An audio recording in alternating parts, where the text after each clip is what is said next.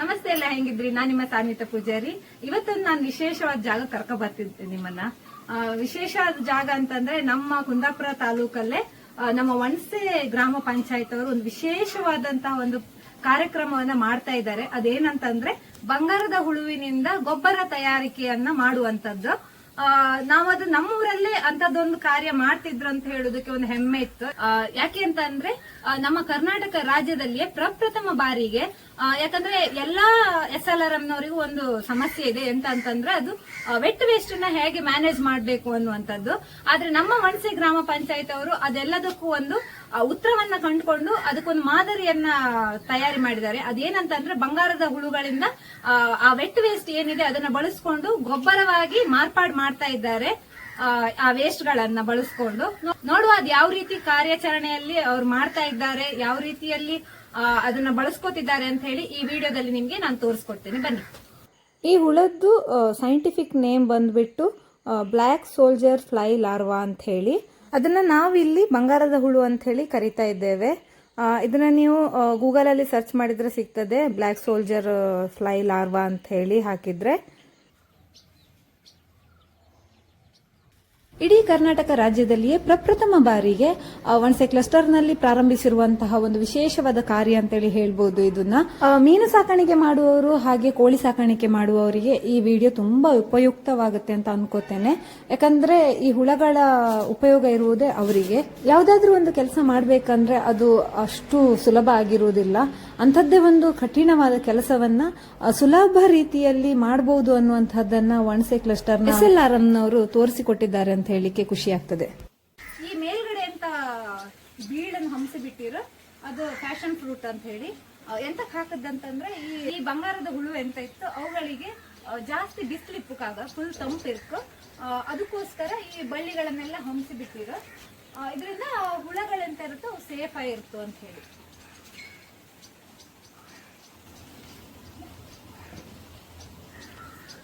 ಈಗ ನಾವಿದ್ರಲ್ಲಿ ನೋಡ್ತಾ ಇರುವಂತದ್ದು ಈ ಬಂಗಾರದ ಹುಳು ಏನಿದೆ ಅದರದ್ದು ಮೊಟ್ಟೆಗಳು ಈ ರೀತಿಯಾಗಿ ಏನು ರೀಪ್ಗಳೆಂತ ಇತ್ತು ಅದ್ರ ಮಧ್ಯದಲ್ಲಿ ಅವುಗಳು ಮೊಟ್ಟೆ ಇಡ್ತವೆ. ಇದರ ಮೊಟ್ಟೆಯನ್ನ ಫಸ್ಟ್ ಗೆ ಅವರು ಬೇರೆ ಕಡೆಯಿಂದ ಪರ್ಚೇಸ್ ಮಾಡಿ ಬಂದಿದ್ದೀರು. ಹುಟ್ಟಿ ಅಂತ ಇತ್ತು, ಇವ್ರು ಫಸ್ಟ್ ಟೈಮ್ ಹೈದರಾಬಾದಿಗೆ ಹೋಗಿ ತಗೊಂಡ್ ಬಂದದ್ದು. ಹೈದರಾಬಾದಿಂದ ತಕೊಂಡ್ ಬಂದು ಅವ್ರು ಅದನ್ನ ಇಲ್ಲಿ ಇಂಪ್ಲಿಮೆಂಟೇಶನ್ ಮಾಡಿದ್ರು, ಯಾವ ತರ ಸಾಕುದು ಅಂತ ಹೇಳಿ ಎಲ್ಲ ತಿಳ್ಕೊಂಡು ಇಲ್ಲಿ ವಣಸೆ ಗ್ರಾಮ ಪಂಚಾಯತ್ ವ್ಯಾಪ್ತಿಯಲ್ಲಿ SLRM ಅಲ್ಲಿ ಈ ಬಂಗಾರ ಹುಳು ಸಾಕಾಣಿಕೆಯನ್ನ ಮಾಡ್ತಾ ಇದ್ರು. ಮೊಟ್ಟಿನ ರೀಪಿಂದ ತೆಗೆದ್ರ ಮೇಲೆ ಹೆಂಗಿರ್ತೋ ಕಾಣಿ. ಇವಾಗ ನೆಕ್ಸ್ಟ್ ಪ್ರೊಸೀಜರ್ ಅಂದ್ರೆ ಮೊಟ್ಟೆ ಇಟ್ಟು ನಂತರ ಎಂತ ಪ್ರೊಸೀಜರ್ ಅಂದ್ರೆ ಆ ರೀಪಲ್ಲಿ ಇಟ್ಟು ಮೊಟ್ಟಿನೆಲ್ಲ ನೀಟಾಗಿ ಈ ತರ ಕಲೆಕ್ಟ್ ಮಾಡಿ ಇಟ್ಕೊಂಡು ಒಂದು ಟ್ರೇಯಲ್ಲಿ ಇಡ್ತರು. ಅದ್ರ ಜೊತೆಗೆ ಈ ಅಕ್ಕಿ ತೌಡ್ ಅಂತೇಳಿ ನಾವೆಂತ ಹೇಳತ್ತ, ಈ ಭತ್ತ ತೆಗೆದ್ರ ಮೇಲೆ ಅದ್ರದ್ದು ಸಿಪ್ಪಿ ಇರುತ್ತೆ, ಸಿಪ್ಪಿನ ಹೊಡಿ ಮಾಡಿ ಅದನ್ನ ಚಂದ ಮಾಡಿ ಅದನ್ನ ನೀರಲ್ಲಿ ಹಾಕಿ ಮಿಕ್ಸ್ ಮಾಡಿ ಆ ಟ್ರೇಯಲ್ಲಿ ಇಡ್ತರು. ಈ ಮೊಟ್ಟೆಗಳೆಂತ ಆಗುತ್ತೆ ಅವುಗಳನ್ನು 3 ದಿನ ನಂತರ, ಅಂದ್ರೆ ಮೊಟ್ಟೆನ ತೆಗ್ದಿದ್ದಕ್ಕೆ ಹಾಕಿ ಇರ್ತಾರಲ್ಲ 3 ದಿನದ ನಂತರ ಅವು ಮರಿ ಹಾಕ್ತವೆ. ಮರಿ ಹಾಕಿ ಅದು ಓಪನ್ ಆಗಿ ಅದು ಸೀದಾ ಈಚೆಗೆ, ಅಂದ್ರೆ ಅವು ಫುಡ್ ವೇಸ್ಟ್ ಇದಿರುತ್ತಲ್ಲ ಇದನ್ನ ತಿಂಬುಕಂತೇಳಿ ಈ ಬಾಕ್ಸ್ ಎಂತ ಇತ್ತು ಅದರಿಂದ ಸೀದಾ ಹೊರಗೆ ಬರುತ್ತೆ. ಇಲ್ಲಿ ಇದನ್ನ ತಿಂಬುಕ್ ಶುರು ಮಾಡುತ್ತೆ. ಇದಕ್ಕೆ ಆ ಹುಳ ಬಂದ ನಂತರ 3 ದಿನ ಆದ ನಂತರ ಅವ್ರು ಎಂತ ಮಾಡ್ತಾರಂದ್ರೆ ಫುಡ್ ವೇಸ್ಟ್ ಎಂತ ಇತ್ತು ಅದಕ್ಕೆ ಆ ಮರಿನ ತೆಗ್ದು ಹಾಕ್ತಾರೆ ಅವ್ರು. ಆ ಸಣ್ಣ ಮರಿನ ಫುಡ್ ವೇಸ್ಟಿಗೆ ಹಾಕದ ನಂತರ ಅವುಗಳು ನೋಡಿ ಯಾವ ಸ್ಟೇಜಿಗೆ ಬಂದಿದಾವೆ ಅಂತೇಳಿ ಮರಿಗಳಾಗಿ. ಇಲ್ಲಿಗೆ ನಾವು ನೋಡ್ಬೋದು ಬಂಗಾರದ ಹುಳುಗಳು ಯಾವ ರೀತಿ ಕಾಣಿಸ್ತಿದೆ ಅಂತ ಹೇಳಿ. ಹಸಿ ಕಸ ಅಂತ ಹಾಕಿದ್ರೆ ಈಗ ನಾವು ಮುಂಚೆ ನೋಡಿದ್ವಿ ಯಾವ ತರ ಹಸಿ ಕಸ ಇತ್ತು ಅಂತ ಹೇಳಿ, ಅದೆಲ್ಲ ನೋಡಿ ಈಗ ಈ ಬಂಗಾರದ ಹುಳುಗಳು ತಿಂದು ಈ ತರ ಗೊಬ್ಬರ ಆಗಿದೆ. ಎಲ್ಲ ಹಸಿ ಕಸ ಇರುವುದೆಲ್ಲ ಒಣಗಿ ಗೊಬ್ಬರ ಆಗ್ತಾ ಬಂದಿದೆ.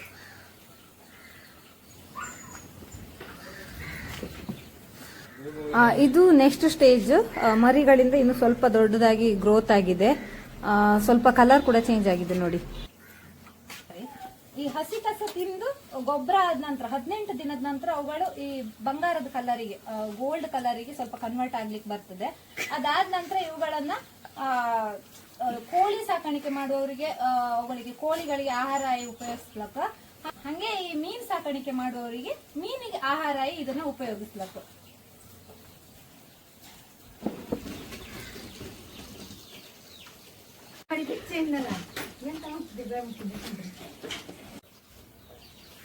ಬ್ಲಾಕಿ ಕನ್ವರ್ಟರ್ ಶಾರ್ಟ್ಲಿ ಅಲ್ಲ ಇದಕ್ಕಿಂತ ಒಳ್ಳೊಳ್ಳೆ ಬೈಂತಲ್ಲ ಅದು ನಿಜವಾಗ್ಲೂ ಅಲ್ಲಿ ಇದನ್ನ ಮ್ಯಾನೇಜ್ ಮಾಡ್ತಿರೋರಾಗಿರ್ಬೋದು, ಅದನ್ನ ನೋಡ್ಕೊಳ್ತಿರೋರಾಗಿರ್ಬೋದು, ಪ್ರತಿಯೊಬ್ಬ ಸ್ಟಾಫ್ ಕೂಡ ತುಂಬಾ ಡೆಡಿಕೇಟೆಡ್ ಆಗಿ ಕೆಲಸ ಮಾಡ್ತಿದ್ದಾರೆ ಅಂತೇಳಿ ನೋಡ್ಬೋದು. ಯಾಕಂತಂದ್ರೆ ಅಷ್ಟು ಈಸಿ ಅಲ್ಲ ಇದನ್ನೆಲ್ಲ ಮಾಡುವಂಥದ್ದು. ನೀವಿಲ್ಲಿ ನೋಡ್ಬೋದು, ಇವರು ಬ್ಲ್ಯಾಕ್ ಸೋಲ್ಜರ್ ಫ್ಲೈ ಲಾರ್ವಾದ ಆ ರೂಮ್ ಏನಿದೆ ಅವುಗಳನ್ನು ಬಿಟ್ಟಿರುವಂಥದ್ದು. ಆ ನೆಟ್ ಒಳಗಡೆ ಕೈ ಹಾಕಿ ಅವುಗಳನ್ನು ಹೊರಗೆ ತೆಗಿತಿದ್ದಾರೆ. ಅವುಗಳು ಮನುಷ್ಯನಿಗೆ ಯಾವುದೇ ರೀತಿಯ ಹಾನಿಯನ್ನು ಉಂಟು ಮಾಡುವುದಿಲ್ಲ. ಅವುಗಳಷ್ಟಕ್ಕೆ ಅವುಗಳು ಜೀವನ ಮಾಡಿಕೊಂಡು ಹೋಗುವಂತಹ ಜೀವಿಗಳಾಗಿರ್ತವೆ. ಅವುಗಳು ಕಚ್ಚುದಿರ್ಬೋದು ಅಥವಾ ಯಾವುದೇ ರೀತಿಯ ಹಾನಿ ಮಾಡುವಂಥದ್ದು, ಯಾವುದೇ ರೀತಿ ಪ್ರಾಬ್ಲಮ್ ಇದರಿಂದ ಬರುವುದಿಲ್ಲ. ಇದು ಕಲರ್ ಚೇಂಜ್ ಮಾಡಿರೋದು.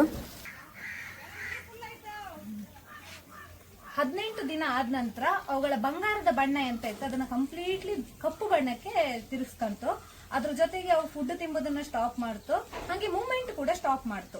ಅವುಗಳ ಅಂದ್ರೆ ಈಗ ಸ್ವಲ್ಪ ಸ್ವಲ್ಪ ಮೂವ್ಮೆಂಟ್ ಕಾಣಿಸ್ತಿತ್ತಲ್ಲ ನಿಮ್ಗೆ, ಇನ್ನೊಂದು 2 ದಿನದಲ್ಲಿ ಅದ್ರ ಮೂವ್ಮೆಂಟ್ ಕೂಡ ಸ್ಟಾಪ್ ಆಗ್ತಾ ಬರ್ತದೆ. ಈಗ ನಾವು ಲಾಸ್ಟಿಗೆ ಕಾಣ್ತಲ್ಲ ಮೂವ್ಮೆಂಟ್ ಸ್ಟಾಪ್ ಮಾಡ್ಕೊಂಡ್ ಬಂದದ್ದು, ಕಲರ್ ಬದಲು ಮಾಡ್ಕೊಂಡ್ ಬಂದದ್ದು, ಮತ್ತೆ ತಿಂಬುದನ್ನ ಎಂತ ಸ್ಟಾಪ್ ಮಾಡಿತ್ತು. ಆ ಹುಳಗಳನ್ನ ತಕೊಂಡ್ಬಂದ ಈ ನೆಟ್ ಒಳಗಡೆ ಇಡ್ತರು. ಇವುಗಳು ತುಂಬಾ ನೇಚರ್ ಫ್ರೆಂಡ್ಲಿ ಆಗಿರ್ತವೆ.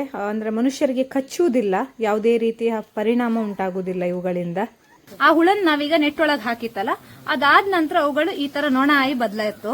ಕಾಣಿ,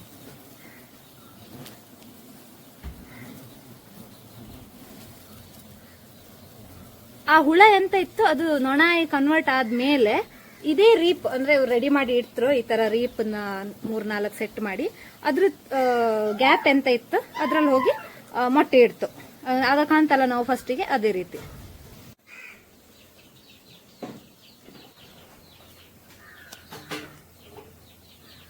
ಟೈಮ್ ಮಾತ್ರ ಸಿಕ್ಕುದು 10 ಗಂಟೆಯಿಂದ 12 ಗಂಟೆ ಒಳಗೆ. ಅದ್ರ ನಂತರ ಮೀಟಿಂಗ್ ಆಗ್ತಿಲ್ಲ. ಈ ವೆದರ್ ಹಂಗಿತ್ತ, ಹಂಗಾಗಿ ಈವ್ನಿಂಗ್ ಟೈಮ್ ಮೀಟಿಂಗ್ ಆಗ್ತದೆ.